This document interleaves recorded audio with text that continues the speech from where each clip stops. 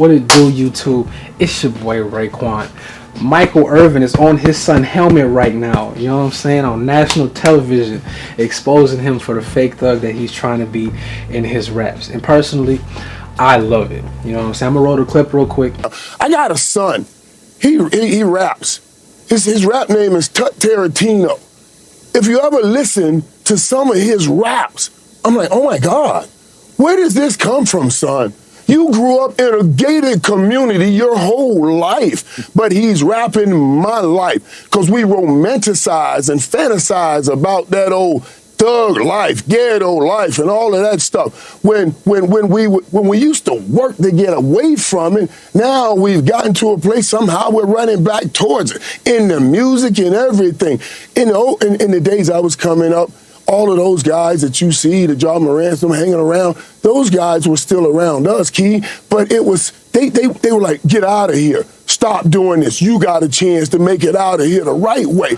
Alright, so boom. Now that ain't even the first time he did that. I think he did that a couple years ago on some show, but I guess it didn't go that viral because of the platform it was on. But we're gonna make this into a bigger conversation like we always do. So boom, he talked about romanticizing the struggle, the thug life and stuff like that. And we do that for a couple of different reasons. And I don't think it's always as negative as it sounds. I mean, I think part of it is we as people want to feel like we accomplished something. We want to feel a sense of achievement, and it's way easier. We all want to come from something. You know, we always want to have that sense of like overcoming things. And, you know, we place certain struggles and certain things at a higher regard than others. You know what I'm saying? Like, me coming from like a military background, me talking about my struggles as a military kid might not be as appreciated or held in such a high regard as somebody that's dealing with not being able to, like parents not being able to pay the bills and make ends meet, or not having power, electricity growing up and stuff like that. And I wouldn't even try to compare my struggles to that person, but I'm not here for no damn struggle Olympics. But you know what I'm saying? We all want to feel like we come from something, but certain like struggles and stuff get more respect than others. So we already know the one that always gets the most respect is coming from absolutely nothing. I mean, piss poor, multiple siblings, not enough for utilities, you know, that type of struggle. So that's what people gravitate towards, because that's what gets the most respect. And you get called stuff like a silver spoon kid, or, you know, a goody two shoes, or a rich kid, or whatever you want to call it, when your parents did what they were supposed to do, which is put you in a better position than they was in. I mean, that's something that we need to change in the culture. We just don't make it cool to come from a decent home. And I think part of it is envy, because a lot of us don't come from those homes. So a lot of people, especially young, try to make fun of the people that do, because it's, you know, just insecurity. And it's just, that's how we are as human beings. We all have done it at some point in our lives. So I'm not sitting here trying to shame nobody, but that's the truth of the situation. The other part too, though, is I think there needs to be like a revamp of Scared Straight. But instead of putting these people behind bars and letting them, you know, like get into it with some of these prisoners, drop them off in these hoods they claim they from, or drop them off in these hoods where they talk, or they doing the stuff that these people rap about.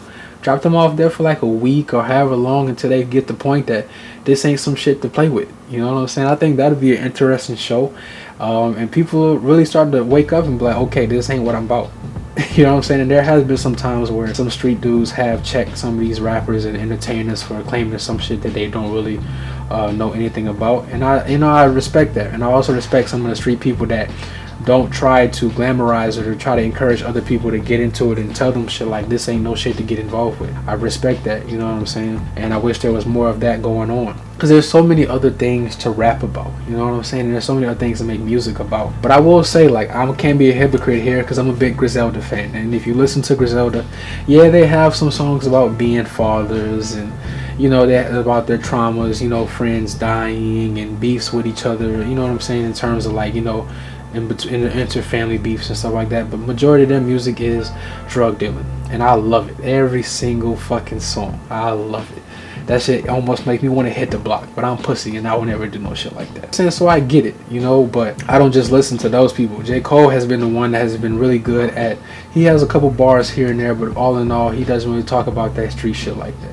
There's other examples, of course, I can't really pull them out right here, right now, but we all know those examples of people that rap about more than just the street life. And we appreciate those rappers for what they are. And ain't nothing wrong with that, you know what I'm saying? But I know the street shit is the fast food way, and you can tell that's what his son was kind of looking for, because after him getting exposed, all he did was pretty much get hyped because his streams and stuff was going up.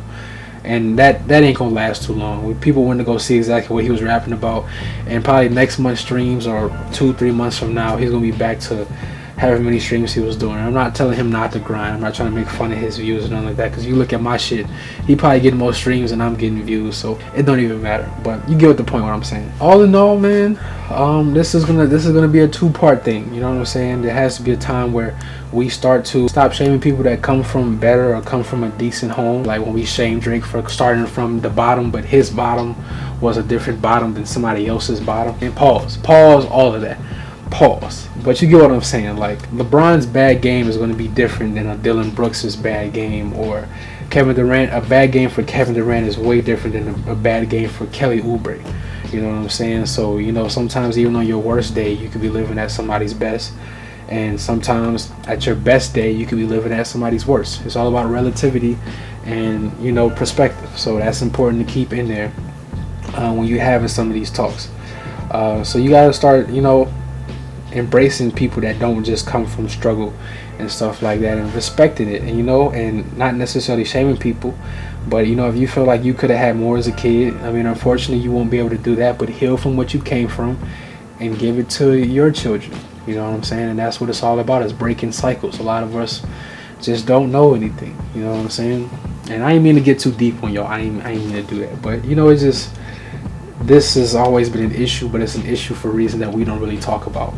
A lot of people are faking these lifestyles because if they really rapped about their lifestyle, it wouldn't be that respected. That's shown plenty of times in our culture that we don't respect when people don't come from the absolute worst of the worst most of the time. Or if you don't come from some type of struggle, you just get no respect. But yeah, so all in all, be you, be authentic, be real, and that's pretty much all I can really say. But anyway, it's your boy Raekwon.